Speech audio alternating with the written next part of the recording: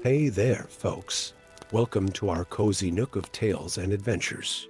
Today, like every episode, we're unlocking the doors of imagination to explore new worlds, meet fascinating characters, and experience unique emotions.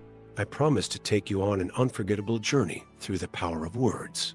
So, get comfy, grab your favorite drink, snuggle into that perfect spot, and get ready to lose yourself in a new story.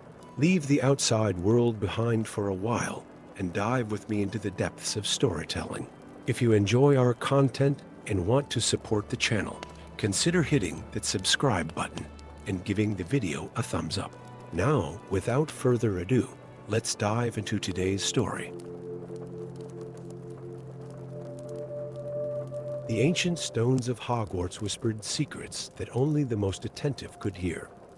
Alaric Stormchaser had always been good at listening, a necessary skill when one's magic flowed as erratically as water through a cracked vessel. As dawn painted the castle walls in hues of amber and gold, the 17-year-old stood alone in the courtyard, his wand awkwardly balanced between fingers that had never quite mastered the prescribed movements of modern spellcasting. "Concentrate, focus the energy through the stabilizer," he muttered, repeating Professor Thorne's instructions from yesterday's failed practical magic integration class.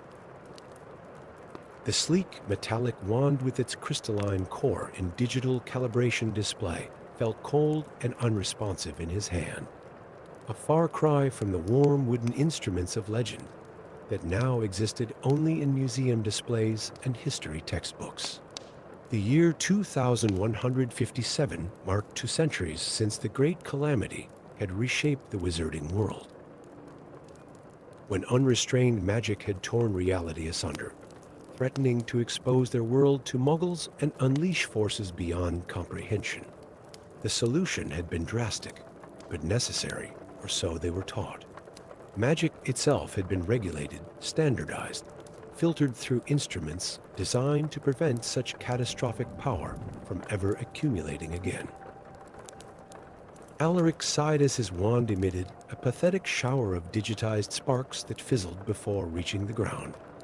Most students his age could generate perfect, stable energy constructs with minimal effort. His classmates called him almost squib behind his back, though never when his friends were around. "Still torturing yourself with morning practice?" came a cheerful voice. Lyra, Moonfall, her silver blue hair shimmering with embedded enchantments, approached with her other friend, a lion Dayheart whose dark skin contrasted with the luminescent runes tattooed along his forearms, the mark of a family of renowned magical theorists. "Someone has to be the worst in our year," Alaric replied with a self-deprecating smile, sliding his calibrated wand into the specialized holster on his sleeve. "Nonsense," a lion said. "Your theory work is brilliant. The instruments just don't resonate with you. If only that weren't so literal," Alaric thought. Every standardized wand he'd been assigned had eventually malfunctioned in his possession, as though his magic rejected the very filters meant to harness it. "We'll be late for Professor Winterheart's lecture," Lyra reminded them, her eyes darting to her chromatic timepiece. "And you know how she gets about tardiness." The history of magical progression was, surprisingly, Alaric's favorite subject. Professor Celine Winterheart, despite her intimidating reputation and the mysterious scar that twisted across her left cheek to her throat, spoke of the past with a passion that made ancient magic feel alive. Unlike other professors who referred to pre-calamity practices with clinical detachment, her voice carried a reverence that bordered on nostalgia. Today's lecture covered the Founder's Era and the establishment of Hogwarts' original magical curriculum. Professor Winterheart's silver eyes scanned the classroom as holographic images of the 4 founders hovered above her desk. Before standardized magical resonance, before calibrated thaumaturgical output, magic was wild, personal, and deeply connected to a witch or wizard's inner nature, she explained, her gaze lingering momentarily on Alaric. The founders believed that magic was not merely a tool but an extension of oneself. As the lecture continued, Alaric's attention drifted to the strange vibration he felt beneath his feet, a subtle tremor that had been growing stronger over the past weeks. None of his classmates seemed to notice it, yet the sensation pulled at him, like a distant voice calling his name. After class, as students filed out, Professor Winterheart's voice cut through the noise. "Mr. Stormchaser." A moment, Lyra and a lion exchanged glances with Alaric. "We'll wait outside," a lion offered. When the room emptied, Professor Winterheart approached Alaric's desk. "You feel it, don't you?" she asked without preamble. Alaric stiffened. "Feel what, Professor?" "The castle. It's awake in ways it hasn't been for centuries." She studied him with unsettling intensity. "Magic recognizes its own, Mr. Stormchaser. Especially magic that refuses to be." Tamed before he could respond, she turned away. "Sometimes the paths we are meant to walk find us, rather than the reverse." "Be careful where you step in the days ahead." The cryptic warning lingered in Alaric's mind that evening as he, Lyra, and a lion explored the castle's less frequented corridors a habit they developed in their first year. The vibration beneath his feet had grown stronger, pulling him toward the east wing's abandoned section, damaged during a minor magical resonance accident decades ago and never fully repaired. "We shouldn't be here," a lion whispered, his illuminated runes casting eerie shadows. "This section is structurally unsound. Then why are the security wards disabled?"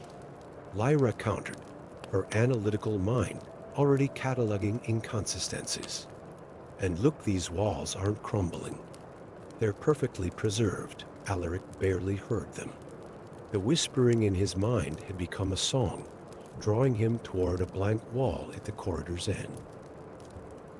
Without thinking, he pressed his palm against the cold stone.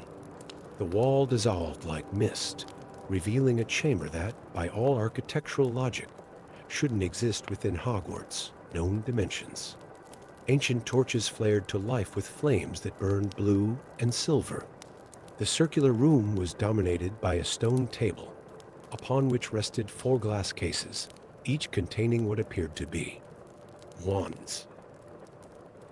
Not the sleek, technological instruments of modern magic, but wands of wood, organic and ancient. "Impossible," a lion breathed, approaching reverently. "These can't be the founder's wands," Lyra finished, her voice hushed. "But they were destroyed after the calamity." Everyone knows that. Alaric moved as though in a trance, drawn to the case containing a wand of rich, dark wood with subtle crimson inlays. The plaque beneath it read simply, "Godric Gryffindor." "We need to report this," a lion said firmly. "This is a major historical discovery or a trap," Lyra suggested. "Why would these be hidden here unless someone didn't want them found?" But Alaric wasn't listening. His hand moved of its own accord, lifting the glass case. The moment his fingers touched Gryffindor's wand, the world around him exploded with sensation. Warmth rushed up his arm, and for the first time in his life, magic flowed through him without resistance, without the stuttering hesitation he'd always known. The wand fit his hand as though crafted for him across the centuries.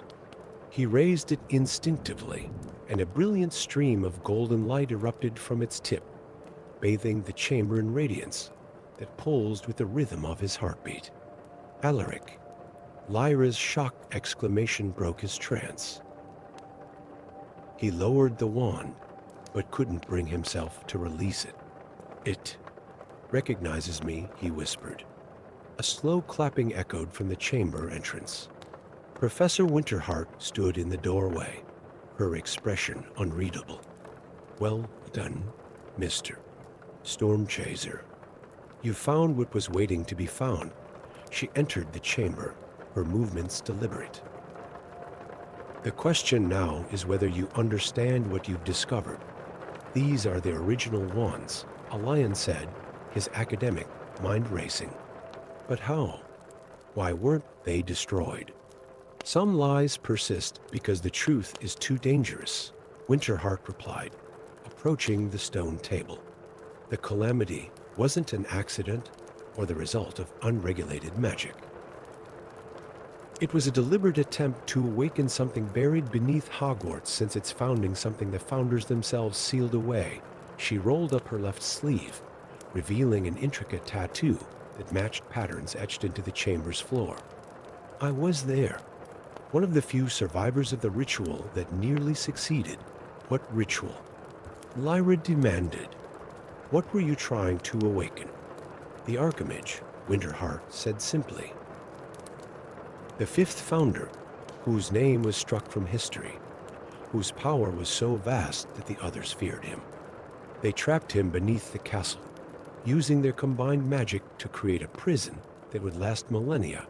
Alaric felt the one pulse in his hand. And you tried to free him? Why?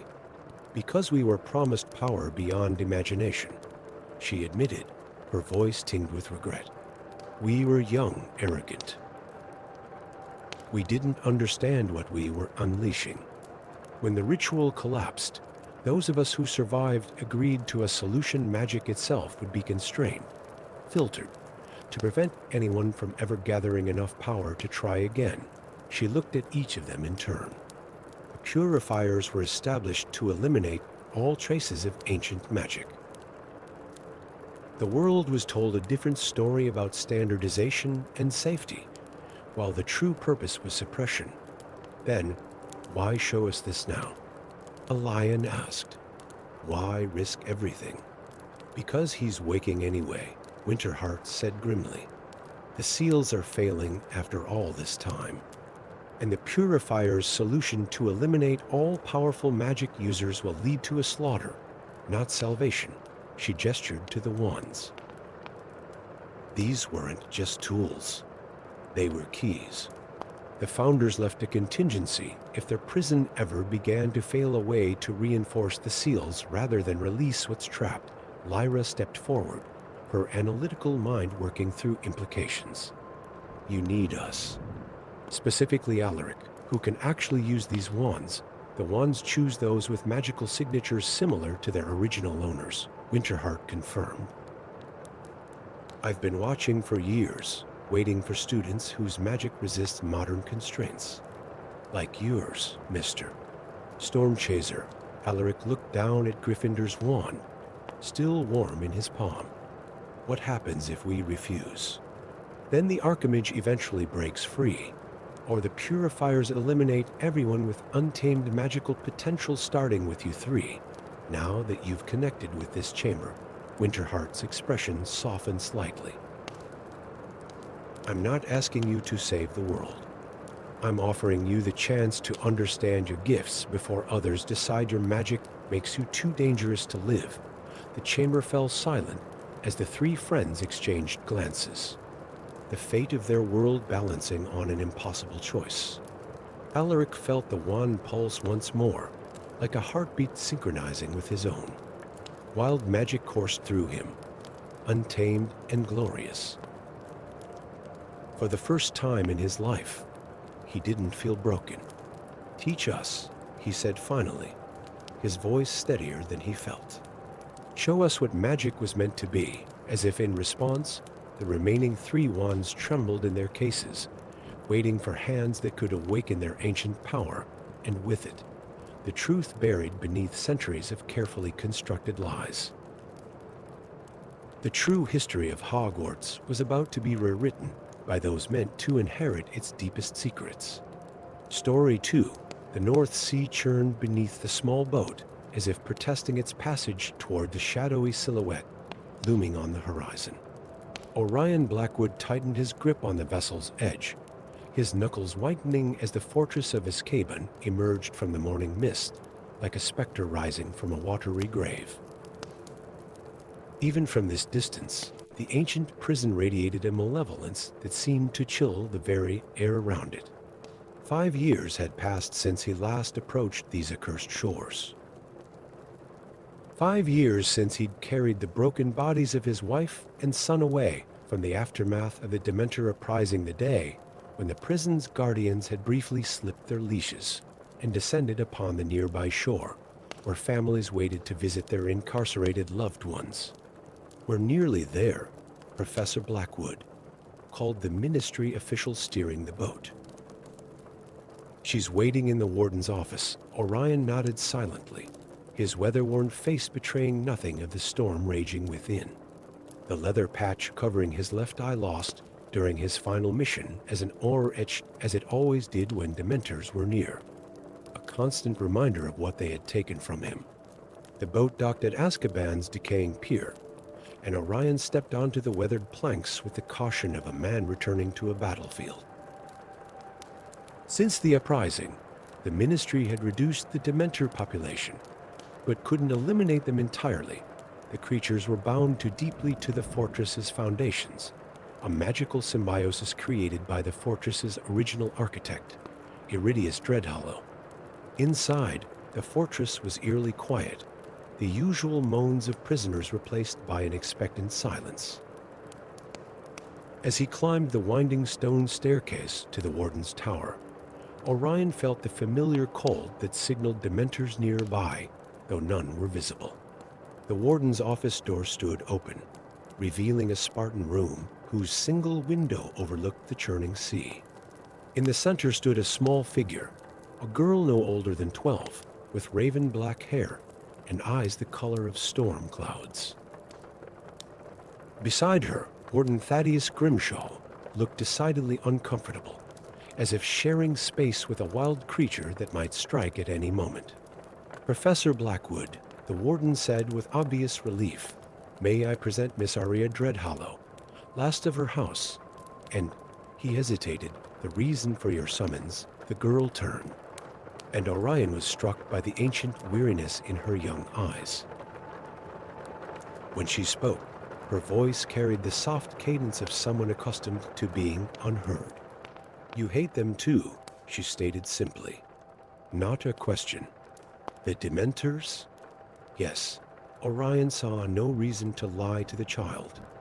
"They don't hate you back," Arya replied, turning to gaze out the window. "They don't hate anything. They're hungry. Always hungry." Warden Grimshaw cleared his throat nervously. "Miss Dreadhollow starts at Hogwarts tomorrow. Headmistress McGonagall requested you escort her personally and explain her unique situation." "What situation exactly?" Orion asked, though the cold seeping into the room despite the summer heat outside told him more than words could. As if in answer, a Dementor glided past the open window, pausing to press what passed for its face against the glass. Where any other wizard would have recoiled, Arya merely raised her hand in a gesture almost like greeting. The creature hovered, seeming to bow slightly before continuing its patrol. "They follow her," Grimshaw explained unnecessarily. "Have done since she arrived to claim her inheritance. The ancestral connection is stronger than we anticipated." Orion studied the girl more carefully. The Dreadhollow family had built Azkaban centuries ago as their private fortress before the Ministry appropriated it for a prison. Family legends claimed they had created, or perhaps summoned, the Dementors as guardians. Most dismissed such tales as dark fantasy, but standing in the presence of this child, how am I supposed to teach magical creatures at Hogwarts with Dementors following a student? Orion asked, struggling to keep accusation from his tone. "You're not," Arya answered before Grimshaw could speak. "You're supposed to teach me how to control them, so they don't hurt anyone else." The simple declaration hung in the air between them. In the girl's eyes, Orion saw not pride in her macabre heritage, but a desperate fear, the terror of a child who carried catastrophe in her shadow. Hogwarts Castle stood bathed in the golden light of early autumn, its towers reaching toward a cloudless sky as Orion and Arya approached from the path leading from Hogsmeade Station. Most students had arrived via the Hogwarts Express, but Headmistress McGonagall had arranged for them to come separately, minimizing Arya's exposure to other children until certain precautions were in place. "It's beautiful," Arya whispered, pausing to take in the castle's ancient grandeur. For a moment, she looked like any other first year seeing Hogwarts for the first time, wonder temporarily eclipsing the shadows behind her eyes. "It is," Orion agreed, allowing himself a rare smile. Despite his reluctance to return to teaching after his years as an Auror, Hogwarts had become a sanctuary of sorts. The wards have been strengthened around the perimeter. The Dementors shouldn't be able to approach within a mile of the grounds. The hope in Arya's expression faded. "They'll find a way. They always do," as if summoned by her words. A familiar cold crept over them. At the edge of the forbidden forest, dark shapes gathered just beyond the boundary of Hogwarts' protective enchantments. "I told you," Arya whispered, her small hand finding Orion's scarred one. "They feel when I'm afraid." That's when they come. Orion instinctively reached for his wand, but stopped himself. Drawing it would only frighten the girl further. Instead, he knelt beside her, forcing himself to ignore the distant Dementors. "Then we'll have to teach you not to fear them," he said with more confidence than he felt. "Fear is their power. Take that away, and they become merely unpleasant neighbors." That earned him a ghost of a smile. "Mother said something similar before she died. That's why she named me Arya. She said it means melody in Italian, and that music was one of the few things Dementors couldn't stand." Orion filed this curious information away as they continued toward the castle, where Headmistress McGonagall awaited them at the entrance. Her stern expression softened slightly at the sight of the small girl. "Miss Dreadhollow," she greeted with a formal nod. "Welcome to Hogwarts. I trust your journey was uneventful, Professor Blackwood?" "As uneventful as could be expected," Headmistress Orion replied, shooting a meaningful glance toward the forest's edge where dark shapes hovered. McGonagall's lips thinned. "I see. Well, Miss Dreadhollow, the sorting ceremony will begin shortly. Your classmates are waiting in the antechamber." Arya's hand tightened around Orion's. "Do they know?" "About me? Only that you are the last of an old family," McGonagall assured her. "Your heritage is yours to share or keep private as you choose." After a moment's hesitation, Arya released Orion's hand and straightened her shoulders with a dignity beyond her years. "Thank you, Headmistress." As McGonagall led the girl inside, Orion lingered, watching the Dementors at the forest edge. There was something unnatural about their behavior. Dementors typically pursued any available human presence, yet these remained clustered, as if waiting for Arya. The first few weeks passed with surprising calm. Arya was sorted into Slytherin, where her quiet demeanor and ancient surname earned her a cautious respect. Orion established a routine of evening lessons with her in a secluded courtyard, teaching her rudimentary mental defenses against negative emotions. It was during their fourth lesson that Septimus Craw, an unspeakable from the Department of Mysteries, arrived at Hogwarts unannounced. Professor Blackwood. Craw greeted him with the oily charm that had always set Orion's teeth on edge during his Auror days. "I understand you've been working with the Dreadhollow girl under the headmistress's direction." "Yes," Orion crossed his arms. "Why is the Department of Mysteries interested in a first-year student?" Craw's smile didn't reach his eyes. Merely a routine inquiry into historically significant magical bloodlines. "Perhaps we could speak with Miss Dreadhollow? The Ministry is considering options for managing her unique connection." "Managing?" Orion repeated, not bothering to hide his suspicion. The Dementors are ministry assets, Professor. Assets currently responding to an untrained child rather than proper authority before Orion could respond. A scream echoed from the direction of the Quidditch pitch. Both men turned to see students fleeing across the grounds as dark shapes descended from the sky Dementors, at least 24, circling the pitch where the Slytherin team had been practicing. At the center of the maelstrom stood a tiny figure in green Quidditch robes. Arya had been watching her house team practice, and now the Dementors were responding to something: her fear, her excitement, some emotion powerful enough to draw them through the castle's weakened wards. Orion ran, heart pounding against his ribs, dark memories threatening to overwhelm him as the Dementor's aura washed over the grounds. When he reached the pitch, he found Arya standing perfectly still as the creatures circled her, like a living cyclone of shadow and despair. "Arya," he called. "Focus on what we practiced." The girl's eyes found his, terror evident in her pale face. "I can't make them leave.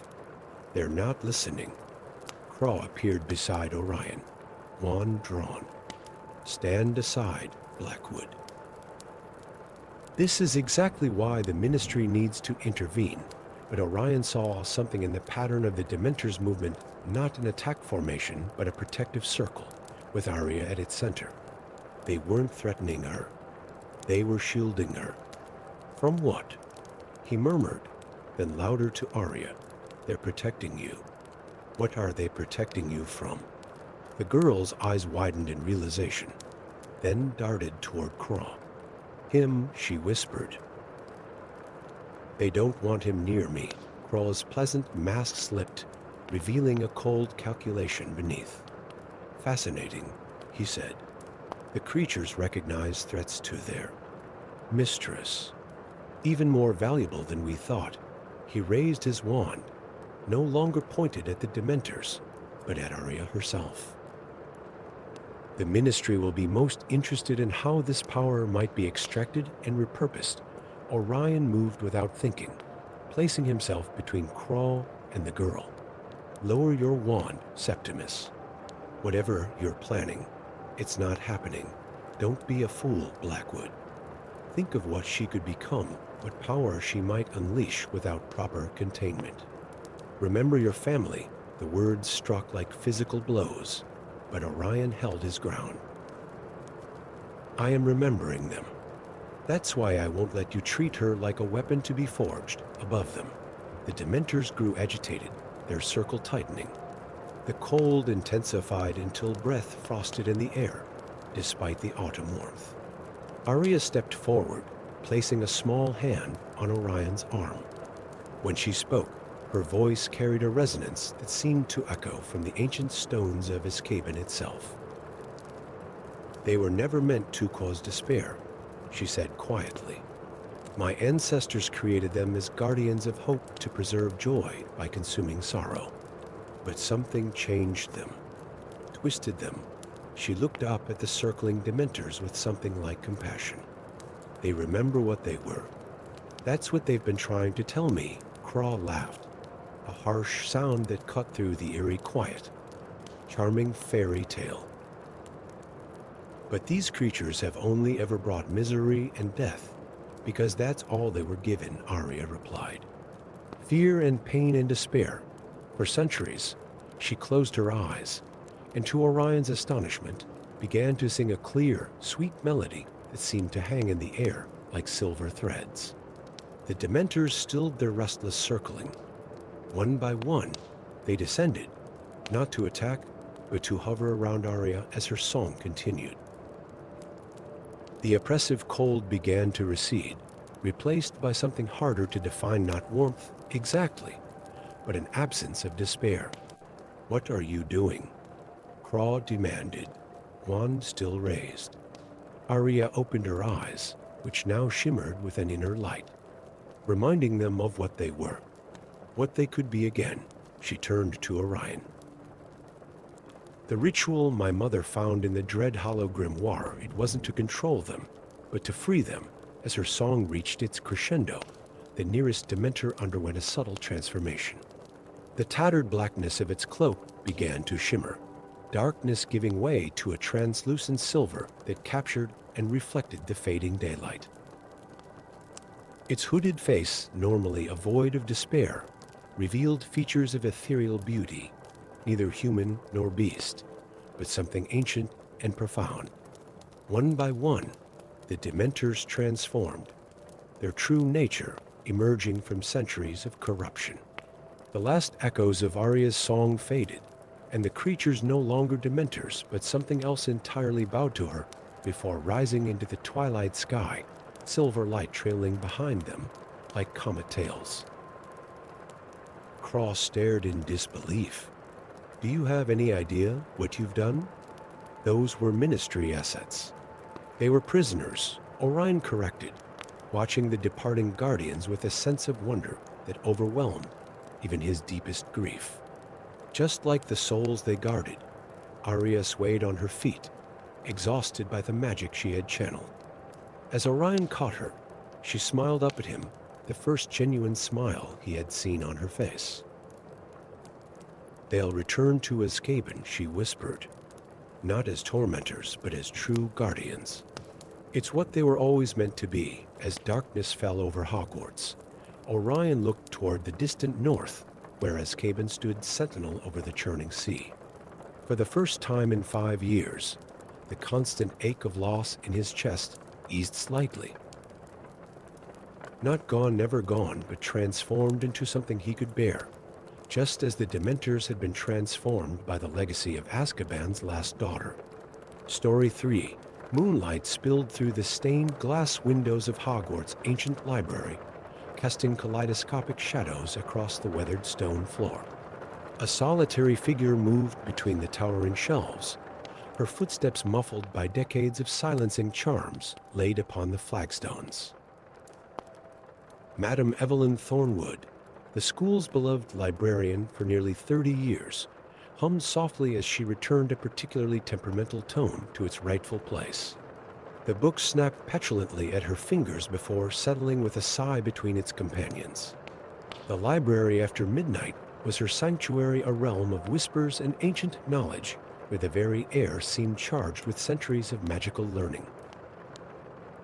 Even the portraits that adorned the walls appeared to slumber more peacefully in these quiet hours, their painted subjects dreaming whatever dreams enchanted oil and canvas might conjure. Madame Thornwood paused beneath the portrait of Bathilda Bagshot, whose spectacles had slipped down her nose as she dozed over a painted reproduction of a history of magic.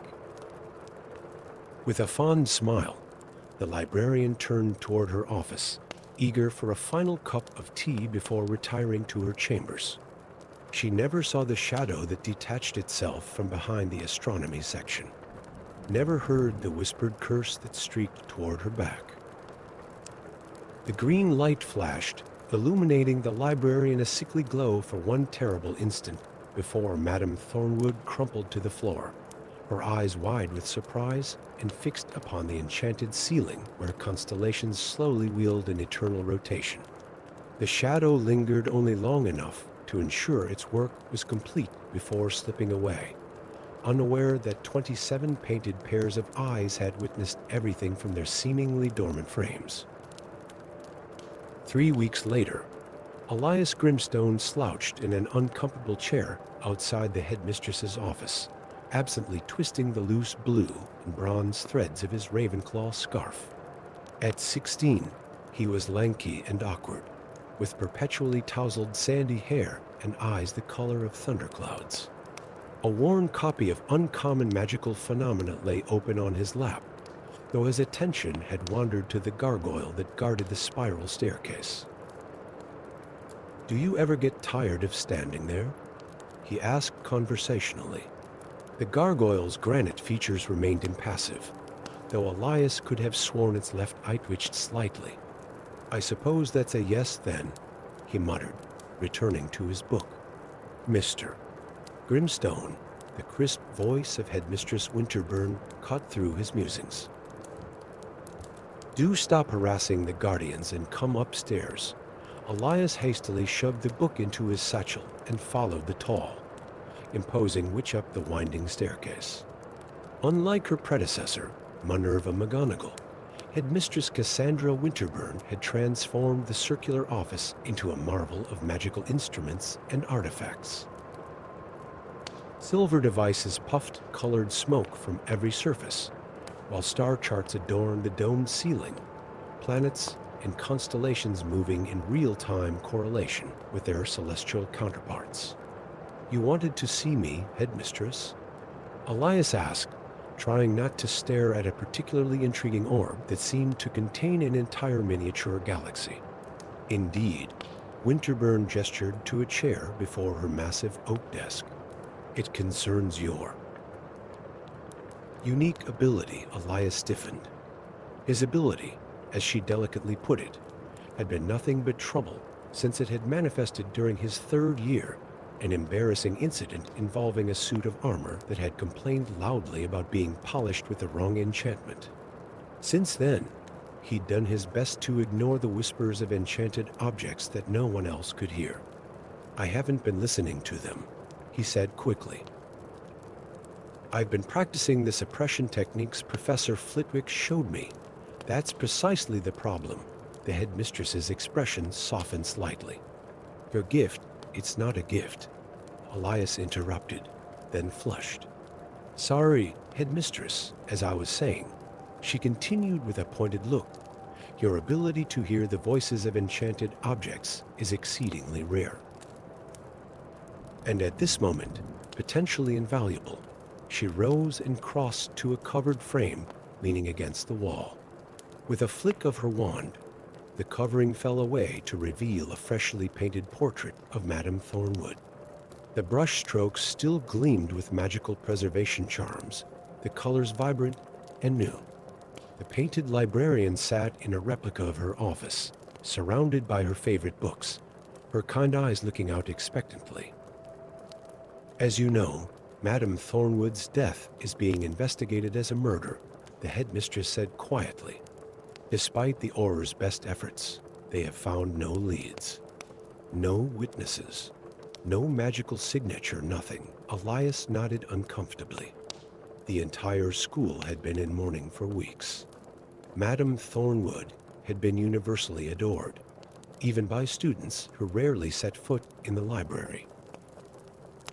However, Winterburn continued, "There is something unusual about her portrait." She gestured toward the painting. "Madame Thornwood, can you hear me?" The painted figure nodded vigorously, her lips moving frantically, though no sound emerged. "She can't speak," the headmistress explained. "Most unusual for a magical portrait, particularly one painted by Archibald Cunningworth, who is renowned for his lifelike enchantments. Yet more curious is this." She reached out and touched the frame, causing the portrait to swivel, revealing the back of the canvas. Inscribed there in shimmering silver ink was a flowing script: Custodes Silentium, the Watcher's Oath. "The Department of Magical Artifacts is baffled," Winterburn admitted, "but then I remembered your particular talent. Perhaps you might hear what Madame Thornwood is trying to say." Elias approached the portrait hesitantly. He'd never tried to listen to a magical painting before. Suits of armor, statues, enchanted books, yes. But portraits operated on a different magical principle entirely, containing echoes of personality rather than simple animation charms. "I can try," he said, uncertain. He stood before the painting and focused, allowing the mental barriers he'd so carefully constructed to lower gradually. At first, there was nothing but the ambient whispers of the office, the soft ticking of magical instruments, the gentle hum of protective wards around the headmistress's most dangerous artifacts. Then he heard it faint but unmistakable, a woman's voice tinged with urgency. "I saw him. I saw who did it, but the oath binds me. Find the Watchers. Tell them Evelyn Thornwood bears witness." Elias repeated the message aloud, watching as the headmistress's eyebrows rose incrementally. The Watchers? She echoed, frowning. I'm unfamiliar with any such group. Elias shrugged helplessly, but the portrait was not finished. As he concentrated harder, Madame Thornwood's whispers continued. The oath prevents all portraits from speaking of what we observe when the living are unaware. We watch. We witness. We remember. But we cannot reveal unless summoned by the Keeper. Find Ariadne, North Tower, behind the tapestry of dancing trolls. Ask her about the Watcher's ledger, the tapestry depicting a particularly clumsy troupe of mountain trolls attempting a minuet had hung in the North Tower corridor for as long as anyone could remember. Most students hurried past it, as the trolls had an unfortunate habit of flinging their painted partners into the actual corridor when they missed a step. Elias approached cautiously, wand at the ready to deflect any airborne troll that might materialize. Ariadne, he called softly, feeling slightly foolish addressing a tapestry. I've come about the Watcher's ledger for a moment. Nothing happened. Then the tapestry rippled as though caught in an unfelt breeze, the dancing trolls freezing mid-pirouette before parting to reveal a small alcove. Within hung a portrait of a severe-looking witch in Renaissance attire, her sharp features accentuated by a high ruff collar and an expression of perpetual disapproval. Lower your voice, boy, the portrait hissed. These walls have ears quite literally in some cases. Are you Ariadne? Elias whispered, stepping closer. Dame Ariadne Ravenclaw, to the likes of you, she sniffed. Great-great-granddaughter of Rowena herself, and first keeper of the Watcher's Oath. What business have you with matters so far above your understanding? Elias straightened, attempting to project confidence he didn't feel. Madame Thornwood sent me. She witnessed her own murder, and the oath prevents her from speaking of it. Ariadne's painted eyes narrowed. Evelyn Thornwood. Yes, the librarian. A pity. She was one of the few who still acknowledged our presence with proper respect. The portrait sighed, a surprisingly human gesture for pigment and magic. Very well. Since she has directed you here, I am permitted to explain. Though it has been centuries since a living soul has sought this knowledge, she gestured imperiously to the wall beside her. Place your hand there and state your full name, Elias complied, pressing his palm against the cold stone. Elias Corvus Grimstone. The wall shimmered and dissolved, revealing a hidden chamber no larger than a broom closet. Within stood a pedestal upon which rested an ancient, leather-bound tome, its cover emblazoned with a single eye inlaid in silver. The Watcher's Ledger, Ariadne announced. Commissioned by Rowena Ravenclaw herself, who foresaw that the animate portraits of Hogwarts might observe events never meant for living eyes. The oath was created to protect both the witnessed and the witnesses. Portraits cannot speak of what they observe when they are believed unobserving, unless addressed directly by the Keeper or their appointed proxy. Elias stared at the book, comprehension dawning. So every portrait in Hogwarts has taken this oath. They see everything that happens but can't tell anyone? Precisely, Ariadne confirmed. We are the Watchers. Silent guardians, recording everything in the ledger, which can only be read by the Keeper or one with the gift to hear what cannot be spoken. Her painted gaze sharpened. You have such a gift, I perceive. The ability to hear enchanted objects. Rare indeed, and providential in this instance. Elias approached the ledger cautiously. How do I use it to find who killed Madame Thornwood? Place your hand upon the cover and state the name of the witnessed event, Ariadne instructed. The ledger will reveal what the Watchers have observed. Taking a deep breath, Elias laid his palm on the ancient tome. The murder of Evelyn Thornwood, he stated clearly. The book sprang open, pages flipping rapidly before settling somewhere near the middle. Words appeared on the parchment, written in a flowing script that seemed to shift between different handwriting styles, dozens, perhaps hundreds of different hands contributing to the account. As Elias read, the scene unfolded in his mind with vivid clarity, witnessed by portrait of Bathilda Bagshot, north wall, Hogwarts library witnessed by portrait of Arsenius Jigger, east alcove, restricted section witnessed by portrait of. The list continued for nearly half a page before the account began. The perpetrator entered at 2347, concealed beneath a disillusionment charm of considerable power. Identity confirmed as Professor Marcellus Nightshade, Defense Against the Dark Arts. Victim, Madame Evelyn Thornwood. Cause, Killing Curse. Cast from U wand, 13 inches. Motive observed 3 nights prior in conversation with portrait of Salazar Slytherin in the dungeons, the recovery of a hidden parchment believed concealed by the victim in a book within the restricted section. Said parchment alleged to contain ritual for extraction of living essence from magical portraits for the purpose of resurrection. Elias's blood ran cold. Professor Nightshade had been investigating Madame Thornwood's death alongside the Aurors, offering his expertise in dark magic detection. Below the account, the script continued, warning to the keeper. Further evidence indicates target of resurrection is portrait of Magnus Gaunt, sealed behind enchanted glass in the Chamber of Forgotten Memories. Extraction of 7 portraits essence required for ritual completion. Second victim identified as target, portrait of Headmaster Armando Dippet, Headmaster's office. Elias slammed the book closed, heart pounding. I need to warn the headmistress immediately. The journey back to the headmistress's office seemed to take an eternity, though in reality only minutes passed as Elias raced through the corridors, heedless of the startled exclamations from both students and paintings he passed.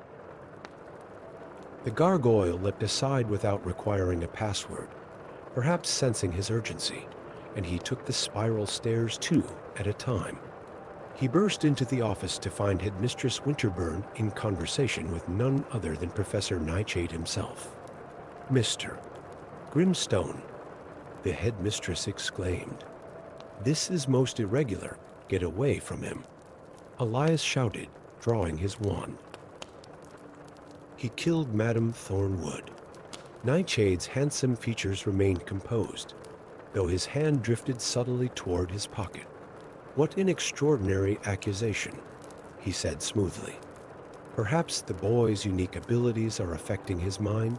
Headmistress, the portrait saw you. Elias pressed on, edging into the room. They recorded everything in the Watcher's ledger. They know about the ritual and your conversations with Slytherin's portrait. They know about Magnus Gaunt. At the mention of that name, Nightshade's fod cracked. His eyes hardened, and his wand appeared in his hand with practiced speed. How inconvenient, he said coldly. I had rather hoped to complete my work without further complications before either Elias or the headmistress could react. Every portrait in the office suddenly began shouting warnings and alerts, their previously silent witness abandoned in the face of immediate danger. The cacophony was deafening, dozens of painted headmasters and headmistresses calling for help, their voices carrying throughout the castle. Nightshade snarled in frustration and fired a curse that Winterburn deflected with remarkable agility for her age. The spell ricocheted and shattered an astronomical instrument, releasing a cloud of silver vapor that temporarily obscured the room. When it cleared, Nightshade was gone, but the damage was already done. The Watchers had broken their silence, and throughout Hogwarts, portraits were spreading the alarm, bearing witness now to the living rather than simply recording for the ledger. 3 days later, Elias sat in the newly appointed librarian's office, watching as Madame Thornwood's portrait was hung in a place of honor above the desk. The Aurors had captured Nightshade, attempting to flee through the passage beneath the Whomping Willow the ledger's evidence providing irrefutable proof of his crimes. "I suppose I should thank you," the painted Thornwood said, able to speak freely now that the immediate danger had passed. "Though I'm still bound by the oath for most things I observe. It's probably better that way," Elias admitted, thinking of all the secrets the portraits of Hogwarts must keep. "Though I'm curious, how did the Watchers form in the first place? Was it really Rowena Ravenclaw's idea?" Madame Thornwood's painted eyes twinkled with mischief. "That, my dear boy, is a tale for another time. Some secrets, after all, are best revealed when they're most needed rather than merely wanted above her frame, inscribed in silver lettering barely visible, except in certain light, were the words that had guided the Watchers for centuries. We observe. We remember. We protect. And throughout Hogwarts, countless painted eyes continued their silent vigil, bearing witness to the endless stories unfolding within the ancient castle's walls. Story 4. Moonlight spilled through the ancient stained glass windows of Hogwarts Castle, fracturing into 1,000 prismatic shards across the stone floor of the Defense Against the Dark Arts classroom. Professor Thorn Wolfsbane paced between desks, his shadow elongating and contracting with each pass before the flickering torches. Outside, the full moon hung suspended in the velvet sky like a silver galleon, its pull tugging at his blood, awakening the beast that slumbered beneath his skin. The Wolfsbane potion sat untouched on his desk, its surface shimmering with an ethereal blue vapor. He'd brewed it perfectly. He always did, but tonight, something felt different. The wolf within him seemed more restless, more demanding, as if responding to a call beyond the moon's familiar summons. Thorn ran his fingers through his prematurely silver-streaked hair, amber eyes reflecting the torchlight as he glanced at the clock. 1 hour until midnight. 1 hour until transformation. Normally, he would lock himself in his chambers, drink the potion, and weather the change in a semi-conscious haze. Tonight, however, something pulled him toward the depths of the castle. Ridiculous, he muttered to himself, voice already rough with the approaching change. The potion. Take the potion. Yet his feet carried him toward the door, down the corridor, and toward the grand staircase. The castle was silent at this hour, students tucked safely in their dormitories, staff in their quarters. Only the occasional ghost drifted through the halls, paying him little mind. They were accustomed to the professor's nocturnal wanderings on full moon nights. The marble stairs seemed to shift beneath him, guiding his descent rather than simply permitting it. 7 floors down, past the entrance hall, beyond the kitchens, deeper still into the subterranean layers of Hogwarts that few ever ventured to explore. The torches ignited as he passed, as if the castle itself anticipated his path. At last, breathless and fighting the rising tide of the wolf, Thorn found himself standing before a wall adorned with a mosaic of the night sky. Stars crafted from chips of crystal and moonstone glittered in the torchlight, constellations forming and reforming in slow, hypnotic patterns. At the center of the mosaic, an eagle crafted of lapis lazuli soared across a silver moon. Ravenclaw, he whispered, recognizing the founder's emblem. The pain of transformation began to pulse through his limbs, his vision sharpening as the wolf clawed its way closer to the surface. What is this place? As if in answer, the stars in the mosaic rearranged themselves to form words. Wisdom bridges worlds when the veil grows thin. Without conscious thought, Thorn pressed his palm against the silver moon. The veil grows thin tonight, the wall dissolved like mist, revealing a vast circular chamber beyond. Domed and cavernous, the room stretched at least 100 feet in diameter, its ceiling enchanted like the great hall to reflect the night sky, though the sky showed unfamiliar constellations wheeling in strange configurations. The chamber's floor was an intricate mosaic depicting not one world, but many landscapes ranging from verdant forests to crystalline cities to desolate wastelands, all radiating from a central dais. On the dais stood an arch reminiscent of the legendary veil in the Department of Mysteries, but where that veil was said to be a tattered black curtain, this one shimmered with a pearlescent light that pulsed in time with the moon overhead. Thorn staggered forward, the transformation momentarily forgotten as wonder overtook him. This had to be Rowena Ravenclaw's legendary Chamber Between Worlds, a creation whispered about in ancient texts, but dismissed as myth by modern scholars. The founder had theorized that just as Platform 9 existed in the space between Muggle and magical worlds, other dimensions might similarly be accessed through properly constructed thresholds. As he approached the dais, pain returned with sudden, brutal force. Thorn fell to his knees, the familiar agony of transformation sweeping through him. Bones cracked and reformed, muscles tore and knit anew, his consciousness slipping beneath the rising tide of wolf thought. The last thing his human mind registered was the arch's pearlescent veil rippling, then parting as if blown by a sudden wind. Then the wolf took control. Professor Wolfsbane awoke naked on the cold stone floor, the taste of blood in his mouth, and no memory of the night before. This in itself was terrifying. The Wolfsbane potion should have allowed him to maintain his human mind throughout the transformation. Without it, he bolted upright, panic searing through his aching muscles. Had he attacked someone? Escaped the castle? The morning sunlight streaming through the enchanted ceiling did nothing to illuminate his fractured memories. Only then did he register that he wasn't alone. A woman sat cross-legged on the dais, watching him with eyes the impossible violet of twilight against dark umber skin. Her hair fell in a cascade of white braids adorned with crystals that captured and refracted the sunlight. She wore robes of a fabric that seemed to shift between states, sometimes liquid silver, sometimes spun gossamer, and around her neck hung an amulet that emanated a soft, pulsing light. "You have excellent timing, Wolf Mage," she said in accented English, though your arrival method was rather dramatic. Thorn scrambled for his wand, only to remember his clothes and anything in his pockets would have been destroyed in the transformation.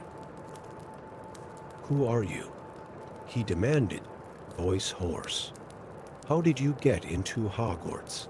The woman's laugh was like wind chimes in a summer breeze.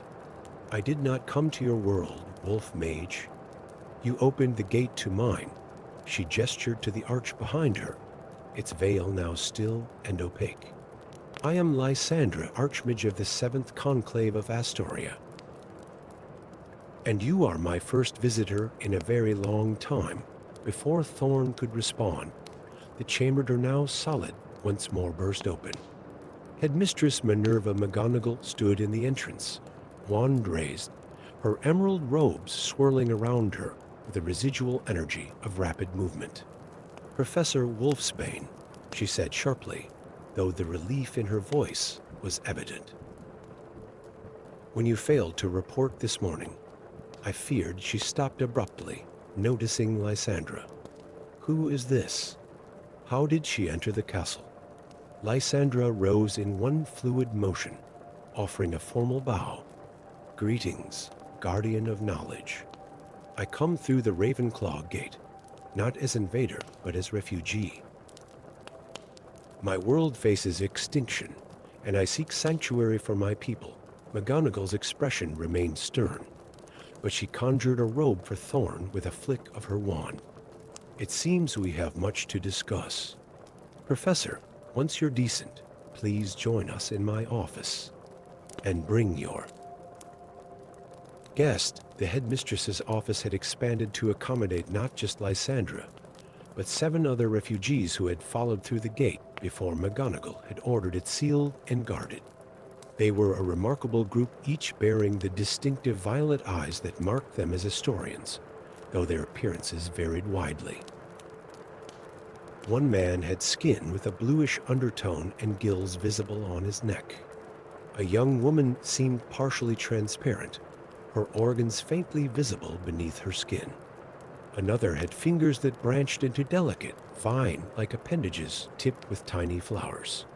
The Ravenclaw gate has remained sealed for centuries, McGonagall said, pacing before her desk while portraits of former headmasters and headmistresses looked on with undisguised curiosity.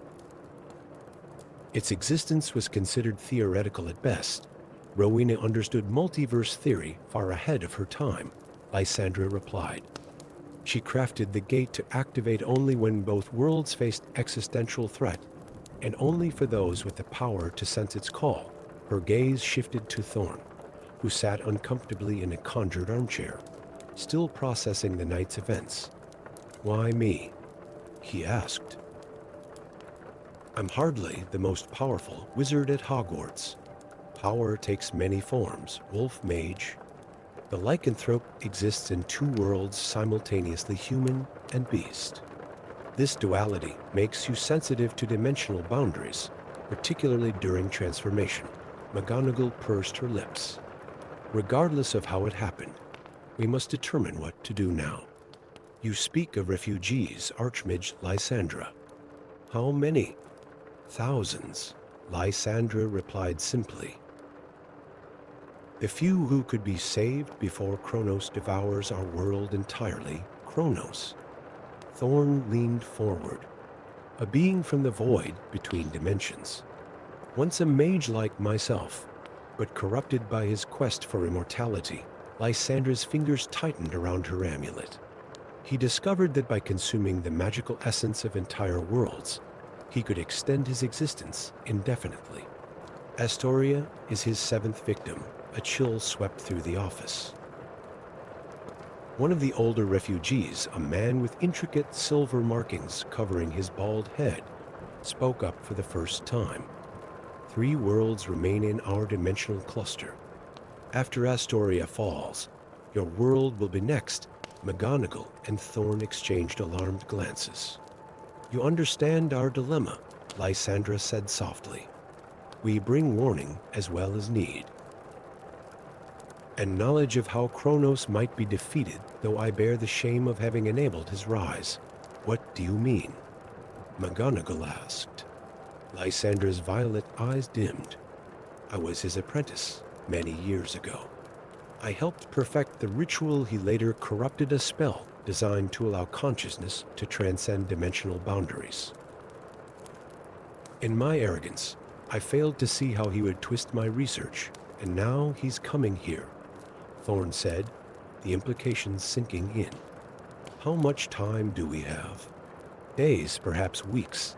Lysandra's gaze returned to the amulet around her neck. This etheric focus contains the combined knowledge of Astoria's conclave, including the theoretical counterspell that might unmake Kronos. But its implementation requires resources we no longer possess. McGonagall straightened, her decision apparently made. "Professor Wolfsbane, please inform the staff of an emergency meeting in 1 hour. Archmage Lysandra, we will need everything you know about this Kronos and the magic required to stop him." As the meeting dispersed, Thorn found himself walking beside Lysandra down the spiral staircase from the headmistress's office. "There's something you're not telling us," he said quietly, instincts honed by years of detecting half-truths from students. Lysandra's step faltered. "Perceptive, wolf mage." "Yes, there is more." She glanced around to ensure they were alone. "Kronos doesn't merely breach dimensional barriers, he takes a host in each world he invades. Someone with authority, with access to magical knowledge and artifacts. A host?" "You mean like possession?" "More like partnership. He offers power beyond imagination, and in return, he gains a physical form familiar to that world." Her voice dropped even lower. "He's already here, Professor." I sensed his presence the moment I stepped through the gate. Thorn's blood ran cold. Who? I don't know yet. But whoever it is sits on your Wisengamot, someone who recently joined, whose sudden rise to influence defies explanation. Before Thorn could respond, students began to fill the corridor, moving between classes. Their curious glances at Lysandra's exotic appearance forced the conversation to end, but Thorn's mind raced with implications. A Wisengamot member possessed by an interdimensional being was problematic enough, but what truly troubled him was Lysandra herself. For despite her apparent sincerity and the very real danger she described, his wolf senses detected the subtle scent of deception beneath her words. Not about Kronos or the danger he posed, but about something else, something she kept hidden behind those violet eyes. As he watched her glide through the corridor, students parting before her like water around a stone, Thorn couldn't shake the feeling that Hogwarts now stood at the epicenter of a conflict that would determine not just the fate of their world, but of all worlds connected by Ravenclaw's Forgotten Gate. And when the full moon rose again, he would need to be prepared for whatever came through the veil next. In the dungeons far below, the portrait of Salazar Slytherin watched with cold calculation as a distinguished wizard in immaculate ministry robes examined ancient texts in the Slytherin common room. The students had been dismissed, leaving him alone with the moldering volumes of forbidden knowledge that had been hidden there for centuries. "You waste time with books, Kronos," the portrait said in Parseltongue. "The gate has opened." "She is here," the wizard looked up, his eyes momentarily flashing violet before returning to their apparent normal state. When he spoke, his cultured voice carried the weight of ages. "All proceeds as planned, old friend." Lysandra believes herself clever, bringing refugees and warnings, his thin lips curved in a smile that never reached his eyes. By the time the ministry and the school realize they harbor both hunter and prey, it will be too late. "This world's magic will be mine, as will the knowledge of how to breach the final barrier, and my reward," the portrait demanded. As promised, the man called Kronos replied, "A new body crafted from the very essence of this dimension's magic." After all, every king needs a trusted advisor. As night fell over Hogwarts, the castle's very stones seemed to shudder, as if the ancient edifice itself sensed the cosmic battle that would soon rage within its walls. With a werewolf professor and an otherworldly mage standing as the only guardians of the Chamber Between Worlds. Story 5. The ancient stones of Hogwarts whispered secrets on that fateful autumn night, as three unlikely companions trudged through the forbidden forest, their wands casting feeble light against the pressing darkness. The trees loomed overhead like silent sentinels, their gnarled branches reaching toward a sky where stars peeked through swirling mist. None of the students spoke as they followed Professor Longbottom deeper into the forest, their detention for a cauldron explosion that had turned half the great hall's ceiling into a temporary swamp. Alaric Crowley kept his eyes fixed on the ground, the shame of his magical mishap still burning his cheeks. Unlike most Hufflepuffs, Alaric found little comfort in the warmth of his common room or the camaraderie of his housemates. Orphaned at birth and raised by a succession of distant magical relatives, he had never quite belonged anywhere. His dark hair fell over a face too solemn for his 15 years, and his fingers absently traced the unusual pattern on his wand vine wood interwoven with strands of a silvery metal no wandmaker had been able to identify. "Keep up," Crowley called Elspeth McGrath, her Gryffindor tie visible even in the dim light. Her wild red curls bounced as she turned to face him. Ancient tome clutched protectively to her chest, a habit developed after 3 years of being Hogwarts' most notorious bibliophile. "Professor Longbottom said we need to find moonshade fungus for the greenhouse restoration, and I'm not missing dinner because you're dawdling," From the shadows emerged the third member of their punished trio, Corvus Blackwood, his Slytherin robes immaculate despite their forest trek. Perhaps if Crowley had paid attention to my warnings about adding powdered mandrake root to a solution of armadillo bile, we wouldn't be serving detention at all, he drawled, though his gray eyes held more curiosity than malice.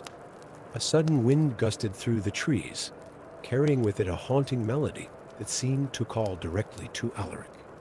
He stopped abruptly, head tilted. "Do you hear that?" he whispered. "Hear what?" Elspeth looked around nervously. There's nothing but the ground beneath them trembled, and Professor Longbottom called out a warning to Late. The forest floor cracked open, sending all three students tumbling down into darkness. Alaric landed with a thud on cold stone, his wand miraculously still gripped in his hand. "Lumos Maxima," he gasped, and light flooded what appeared to be an ancient chamber hewn from the bedrock beneath the forest. "Impossible," breathed Elspeth, already on her feet, brushing dirt from her robes while her eyes widened at the sight before them. These ruins shouldn't exist. They're not in Hogwarts, a history or forgotten foundations. The archaeological secrets of magical Britain. The chamber walls bore weathered carvings of 5 figures standing together, 4 immediately recognizable as the founders of Hogwarts, with the 5th, standing slightly apart, was unfamiliar. Before them stood a dais of black marble, upon which rested a fragment of twisted metal that seemed to absorb the wandlight around it. Corvus approached cautiously, his aristocratic features tight with concentration. "That's Electrum, a magical alloy of gold and silver. My family's grimoire mentions it as a conductor for the most powerful ancient spells." He reached toward the fragment, but stopped short of touching it. "This is a piece of something larger. Something broken." Alaric stepped forward as if in a trance, the strange melody now louder in his ears. When his fingers touched the metal fragment, visions crashed through his mind. A figure crowned in fire and shadow, standing before the completed castle of Hogwarts. 4 familiar faces turning in betrayal. A terrible battle that shook the very foundations of the earth. A crown shattering into 7 pieces, scattered to the winds. He gasped, staggering backward. "It's a crown," he whispered. The crown of ashes, above them. Professor Longbottom's voice echoed down, tinged with panic as he worked to create a safe way to extract them from the chamber. But the 3 students barely heard him, each drawn to the fragment in their own way. Elspeth's mind raced through obscure texts she had devoured over the years. "There's a legend. I thought it was just a myth about a 5th founder whose name was struck from all records. They called him the Elementalist because he could bend the very forces of nature to his will. The 5th founder was erased from history," Corvus added, his voice unusually subdued. "My ancestors' journals mention it. They say he was not just powerful but dangerous, that he wanted to teach magic that the others considered too volatile, too close to the raw forces of creation, before they could discuss further." A beam of magical light shot down from above, and Professor Longbottom's reliable face appeared at the edge of the opening. "Stay right there. I'm levitating you out one by one." But as they were lifted to safety, Alaric slipped the crown fragment into his pocket, feeling its weight like destiny against his thigh. In the days that followed, the 3 students found themselves drawn together by their shared secret. Research in the library yielded little until Elspeth discovered a reference in a crumbling manuscript hidden behind a false panel in the restricted section. "Quintus," she breathed one evening as they huddled together at a table far from prying eyes. His name was Quintus Shenfire, and he believed magic should flow freely as it did in ancient times, not bound by wands and structured spells. The other founders feared his vision would lead to chaos. Alaric had been having dreams every night, Since touching the crown fragment dreams of a figure with his face, but not his eyes, teaching students to call lightning from clear skies and grow forests from barren ground.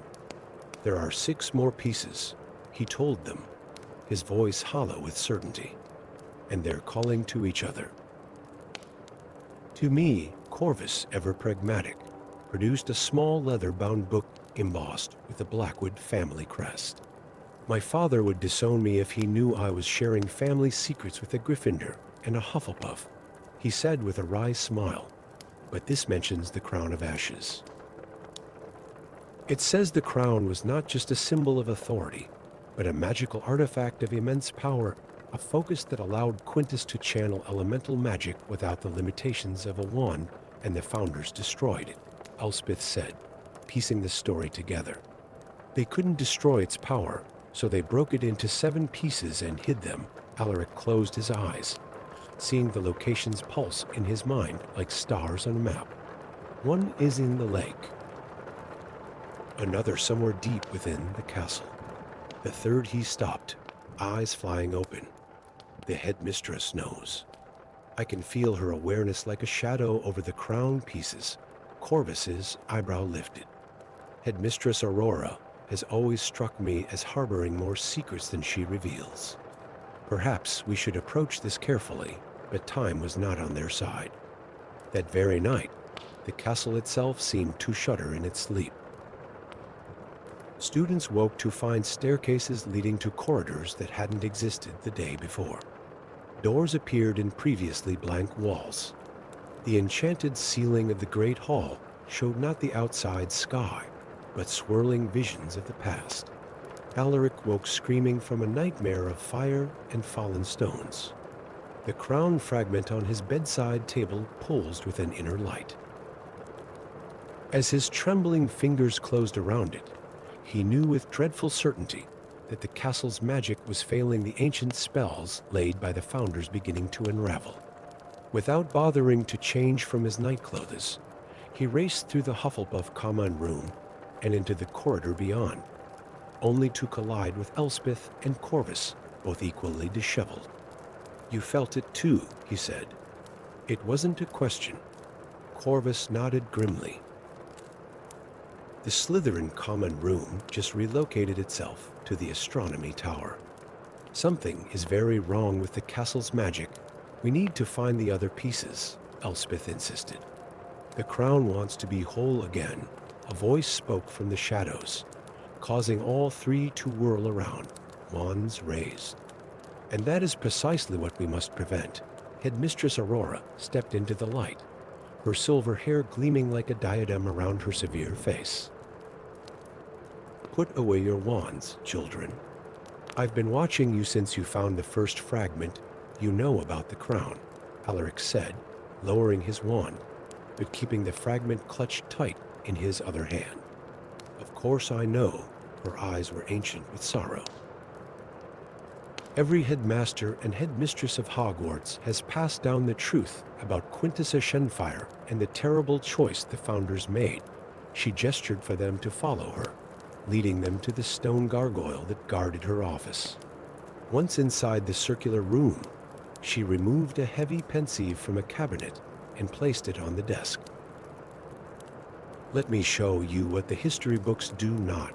The swirling silver memories pulled them in, showing visions of a Hogwarts half built, of 5 magicians working in harmony until discord grew between them. They saw Quintus, his face eerily similar to Alaric's, demonstrating magic unlike anything taught at modern Hogwarts, raw, elemental power that shaped reality itself. Quintus believed wizards should reclaim the primal magic of the ancients, Aurora explained as they emerged from the pensieve. The others feared his path would lead to destruction. When they refused to include his teachings, he threatened to tear down what they had built and start anew, so they erased him, Elspeth whispered, horror and fascination mingling in her voice. They had no choice, Aurora insisted. His power, channeled through the crown of ashes, nearly destroyed them all. In the end, they could not kill him.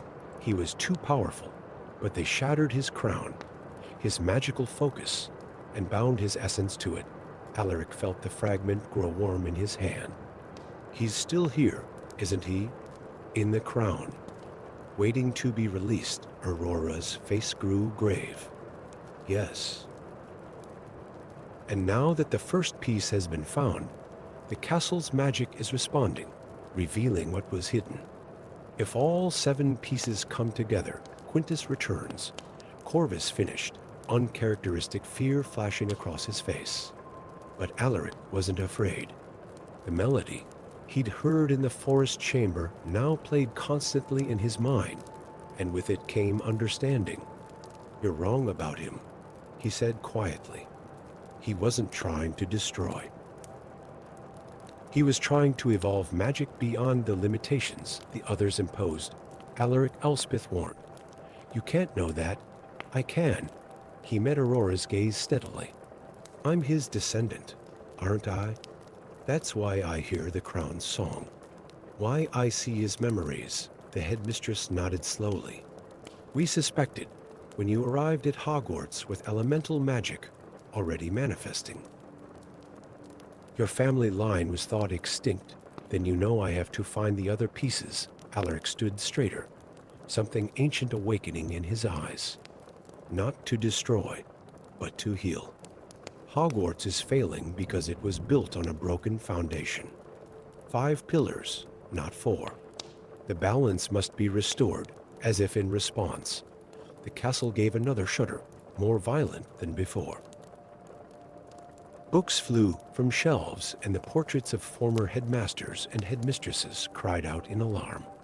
We don't have much time, Corvus said grimly. The castle's magic is unraveling faster than expected. Elspeth's eyes blazed with sudden inspiration. The prophecy in that manuscript, it didn't say the crown would bring destruction.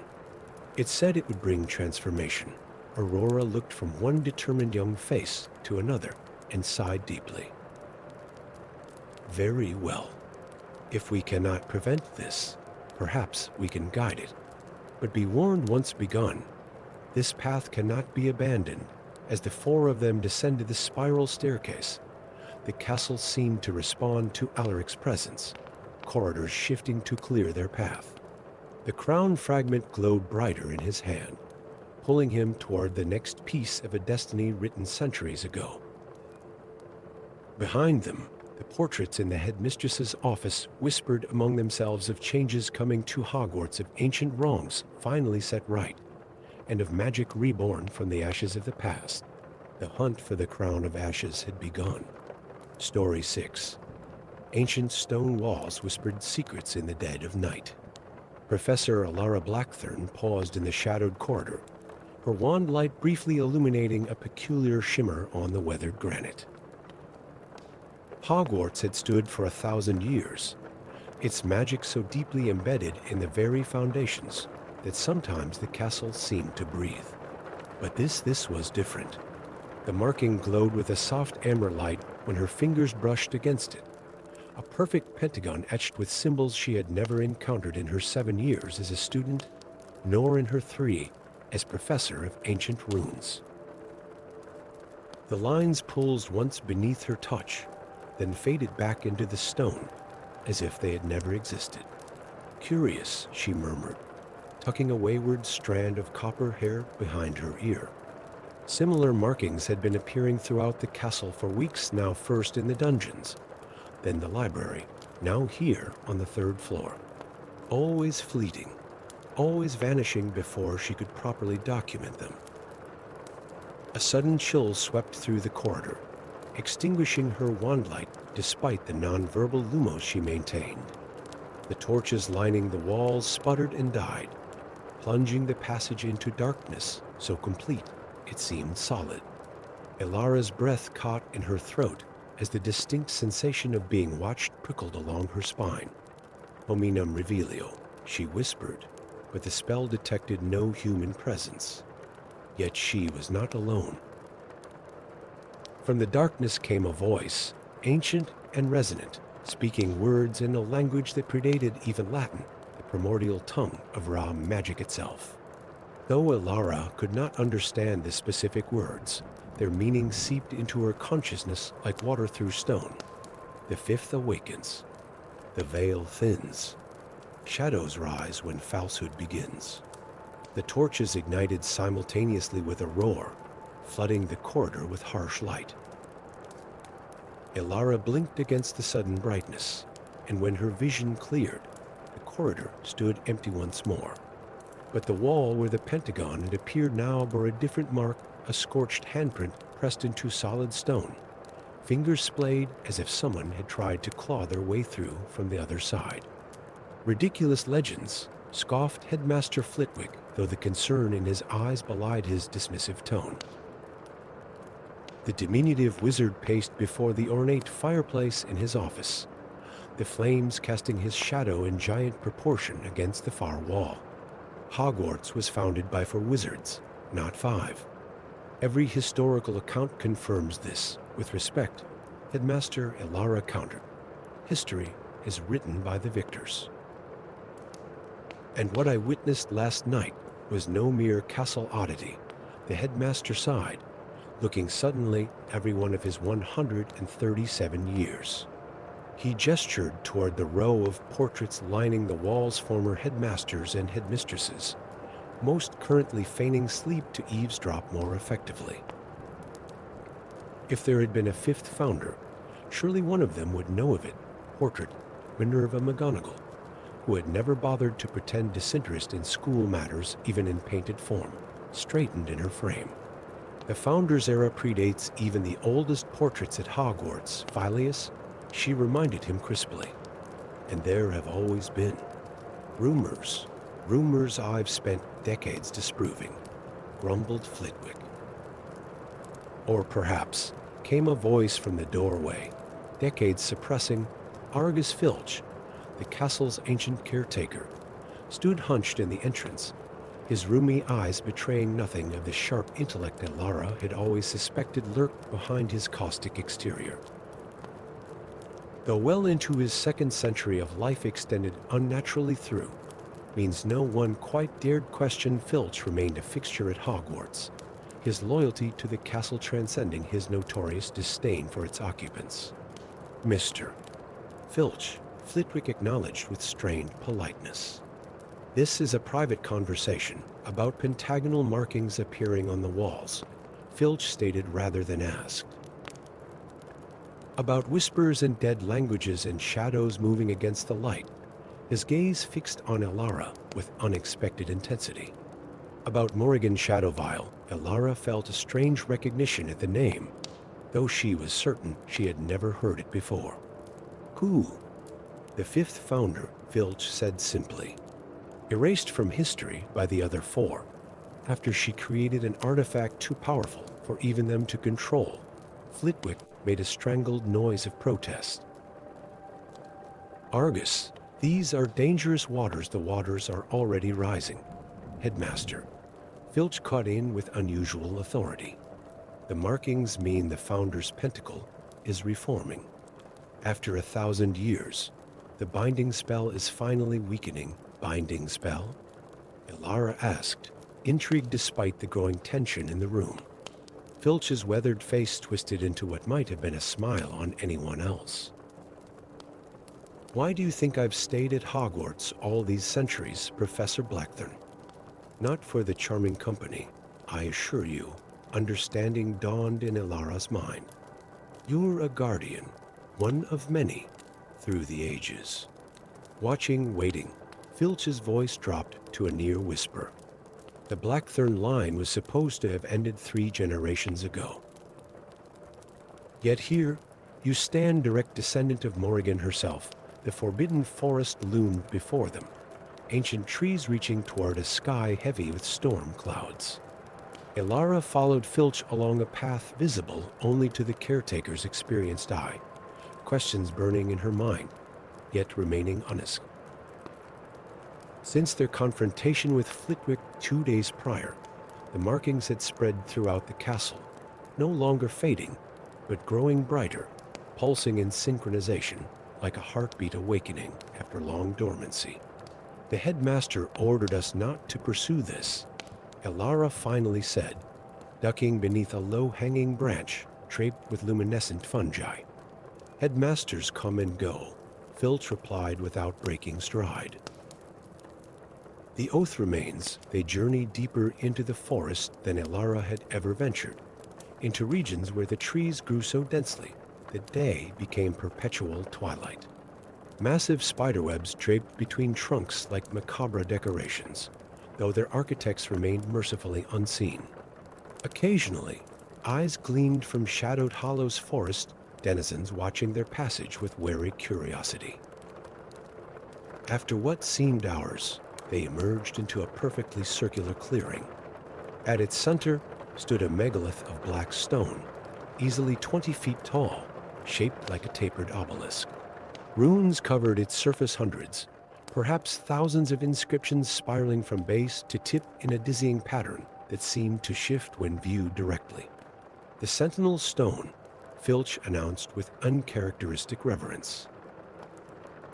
Last physical remnant of Morrigan's presence at Hogwarts, Elara approached cautiously, her trained eye recognizing symbols from a dozen ancient magical languages interspersed with others she had never encountered in any text. What does it say? It's not a message, but a warning. And a map. Filch gestured toward the ground surrounding the megalith, where 5 ley lines converged, their magical energy visible as faint ribbons of light pulsing beneath the forest floor. The founders built Hogwarts at a confluence of natural magic, not for ley lines, as commonly believed, but 5, and the 5th line leads to the Chamber of Convergence. Morrigan's greatest creation, and the reason for her expulsion from history, a rustle of wings drew their attention upward as a massive raven descended from the canopy, landing atop the Sentinel Stone with surprising delicacy for its size. Its feathers gleamed with an iridescent sheen like oil on water, and its eyes burned with unnatural intelligence. Corvus, Filch greeted the bird. "I presume you've already sensed it," the raven croaked once, the sound transmuting into words that resonated directly in Elara's mind. "They have found the first key. The circle gathers at moonrise." "Who has found what key?" Elara demanded. "What circle?" "The Covenant of Shadows," Filch explained grimly. "They've sought the Founder's Pentacle for centuries, descendants of dark wizards who once served Morrigan before her change of heart." Elara's patience finally snapped. "Enough cryptic warnings. What exactly is happening, and what does it have to do with me?" Filch exchanged a glance with the raven before responding. Morrigan's Shadow Vial was the most powerful of the Founders, her magic stemming from a direct connection to the raw forces that flow beneath the earth. She created an artifact, the Founder's Pentacle, capable of channeling that power directly into a wizard's core, bypassing the natural limitations of human magic. That would be catastrophic, Elara whispered, comprehending immediately. Magical cores existed to protect wizards from the raw energy they manipulated like insulation on electrical wires. Indeed. When Morrigan realized the danger, she split the pentacle into 5 pieces and hid them throughout the castle, binding them with blood magic and creating the Chamber of Convergence to contain the excess energy. The other founders, fearing that future generations might recreate her work, removed all mention of her from Hogwarts history. The raven Corvus spread its wings and projected another thought. Blood calls to blood. The binding weakens because the bloodline returns. My bloodline, Elara realized. But why now? I've been at Hogwarts for years. The alignment approaches, Filch said, pointing to the darkening sky. Once every 3 centuries, the celestial bodies align in such a way that the 5 ley lines reach their maximum potency. The barriers between worlds grow thin. Between worlds? What worlds? The realm of pure magic, what some call the Feywild or the Elder Domain. The place from which all magic originates, and to which it will eventually return. Filch's expression grew solemn. If the Covenant of Shadows reassembles the pentacle during the alignment, they can tear open the barrier permanently. Magic would flood into our world unchecked, destroying the balance that has existed since time immemorial. But they need all 5 pieces, Elara reasoned. How many do they have? 1, according to Corvus. The others remain hidden, though the markings appearing around the castle suggest their concealment weakens. A sudden boom echoed from the direction of Hogwarts, not thunder, but something more ominous. The ground beneath them trembled slightly, and even the ancient trees seemed to shudder. They've breached the castle wards, Filch hissed, alarm evident in his usually impassive features. We must return immediately. As they hurried back along the forest path, a terrible certainty settled in Elara's mind. The timing was too perfect, the Covenant's appearance, the weakening wards, the approaching alignment. Someone inside Hogwarts had helped orchestrate these events, someone with intimate knowledge of the castle's defenses. And as the first raindrops began to fall from the storm-darkened sky, Elara realized with mounting dread that the identity of this traitor was the least of her concerns. For if what Filch claimed was true, she alone, last descendant of the forgotten founder, might hold the key to preventing catastrophe. The weight of 1,000 years of secrecy and an ancient legacy now rested squarely on her shoulders, as heavy as the storm clouds gathering above the towers of Hogwarts.